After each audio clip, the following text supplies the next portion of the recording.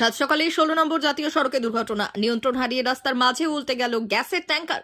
দুর্ঘটনাটি ঘটেছে রবিবার ভোরে বাগনান থানার চন্দ্রপুরে।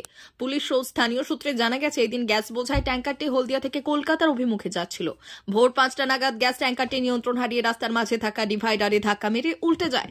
ট্যাঙ্কারটি রাস্তার মাঝে আড়াআড়ি অবস্থায় পড়ে থাকে। আতঙ্ক ছড়ায় এলাকায়। দুর্ঘটনার খবর পাওয়ার পর দ্রুত ঘটনাস্থলে পৌঁছয় বাগনান থানার পুলিশ ও দমকল।